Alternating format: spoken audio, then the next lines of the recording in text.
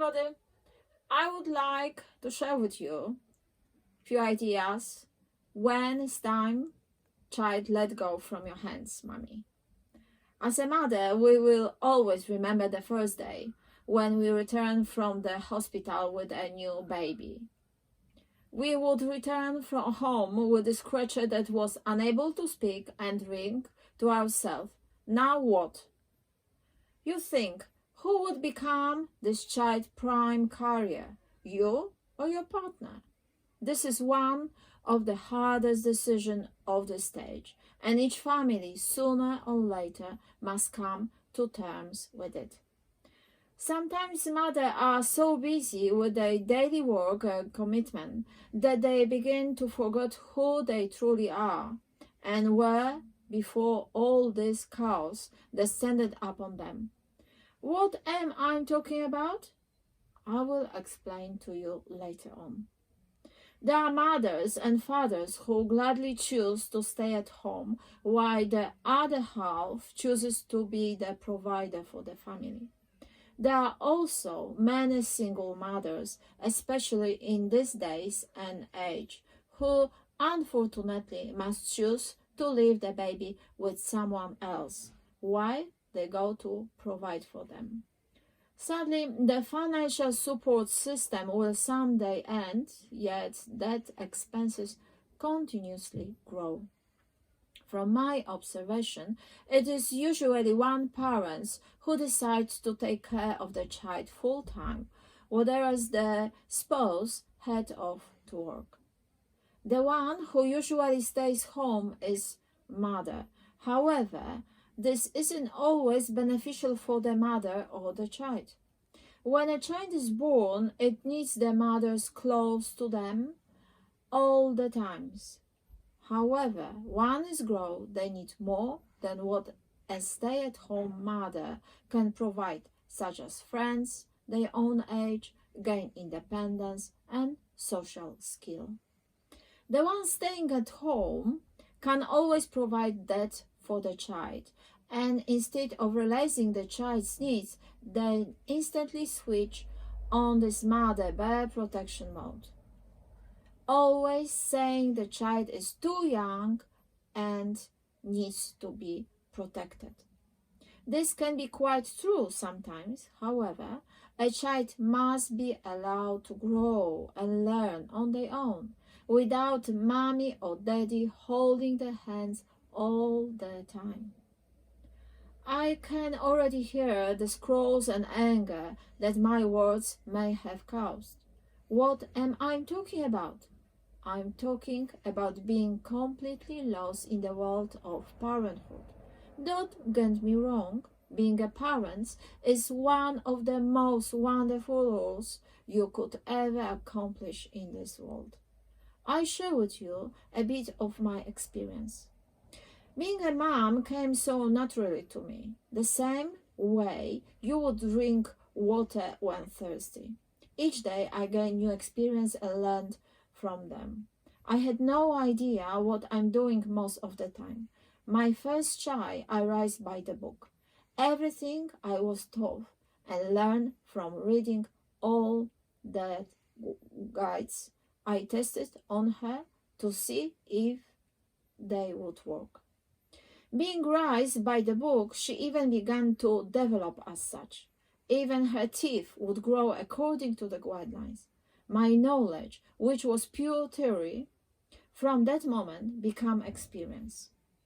Unfortunately, I had nobody to ask for guardians, no grandmother, no older sister, or a close friend who had already experienced it all.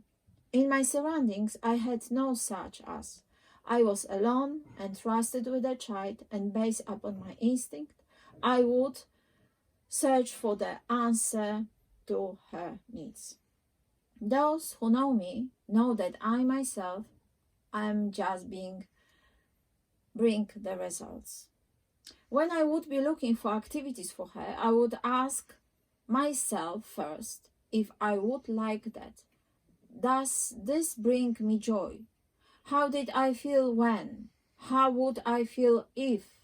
I was getting answer and step by step, I was becoming the guide and not the parent that I remember my mother to be, who would constantly be waving her finger at me the moment I did something wrong. But let us return to our topic. The time that comes to leave our child in the nursery under the care of nanny for a long 1 or 2 days. I'm unable to respond abruptly when this should occur. Parents are constantly coming to my setting wanting me to answer this question for them. They often ask me whether the child is too young and that they should wait a year or so. When it comes to this type of discussion, I immediately want to find out who the full-time career was up to this point. If I manage to gain an answer, I always ask mom, dad, whatever they themselves are ready to leave their pride and joy so they can return to work studies. Not many are always sure of the answer. I myself wasn't sure if I'm doing something right. For a long time I analyzed it all, but I would leave my daughter at the nursery each day. It was heart-wrenching handing her over to the stranger and seeing her cry because all she wanted was to stay with mommy. But I knew I was doing the correct thing. I knew that I need time for myself and do something for myself now so that in the future I could influence my daughter positively. When it comes to making the decision, you must look at the big picture. What is now doesn't count, but what I to become. What is to happen to me as a woman or a wife. That is what counts.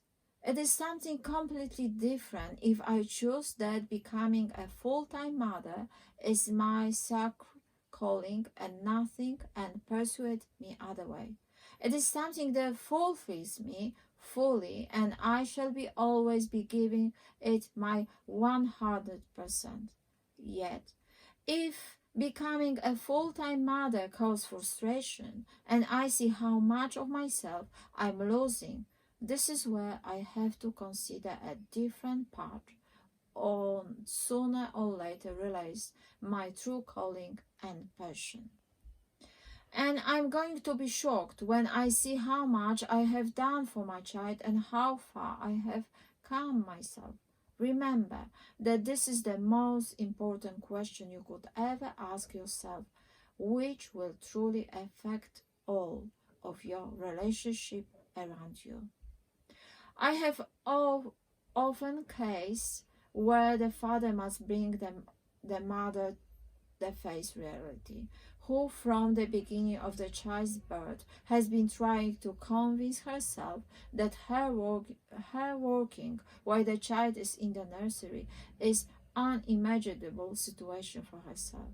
The common excuse for the situation is that the mother can't go the entire day working without seeing the child. Those types of parents usually become part-time. After a few weeks of the child attending nursery and them going to work, they remind themselves of the outer world that exists apart from parenthood, and that not every conversation that has to be about poop, nappies, or tiffing. There are other topics, passion, which give people a sense of direction of their life. This type of parents regularly starts to extend the hours up until the point that the child is staying full time. Then what?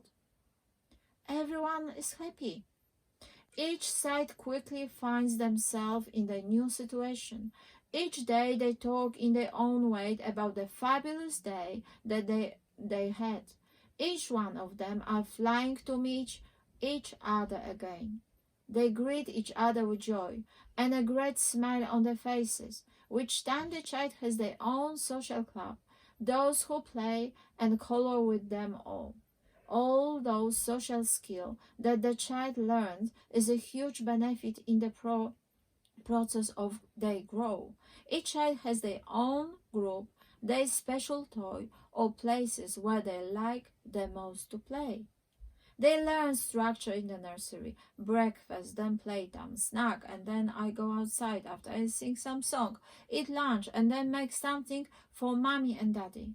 After nap time, I wake up and it's fruit time, and again I'm going to have to split out those disgusting oranges, which after time shall become the sweetest and the most loved fruits in the world. Later, I eat snack, and then mommy will knocking at the door. Isn't it wonderful, clock? This is how children function. Don't we as adults have similar timetables or our own daily rituals which can complete without blinking an eye? Isn't it good? Then why do we question ourselves when it comes to this? Please remember one thing. A parent is one, and nobody on the earth can ever take the place, and no matter that happens, there will always be the child's biggest idol. Nobody wants to step in them or take their place, but the time comes when you must trust outside help. I will be a person who specializes and professional in their position. They will support both you and your child along the road of achieving the best development possible that is for the child and that the child can gain. I want you to use outside help when it comes to making this decision. Use a third person to help you. Ask if you are ready for the next step. If your knowledge or want to further support and guidance for the child in the future is so good that you can assure it will happen for them. Always be honest with yourself. I'm constantly asking myself if what I'm doing is right for my children. Is the reason that they are in a place they are due to me supporting them enough? Maybe my professionalism as a parent is too low and I need help. You know me, and you know that I'm constantly reading, always looking for the answer as to what is happening is good enough. The truth is that I'm very systematic. My work with the children is a mountain, and I'm constantly climbing to reach its peak. I'm always changing. My needs are different, the needs of my children are different, and the world around them is different. Please remember that you must constantly question yourself. How did you feel when it took place? Then you will quickly find the answer. Returning to the nursery, I was too once on the side of searching. I was in many places in my brain a picture form of how it was all meant to look, what I expect and what I expect for my children. I left them in the best nursery possible where they had the possibilities to defeat all their demons, and now they are pushing each other the ladder which I call life. In my understanding, a parent isn't mean to decide what the child does yet. They are meant to guide them, help them grow into who you know they are capable of being. And that's it. I hope you enjoyed this short speech. Thumbs up if you like it. See you soon. Bye.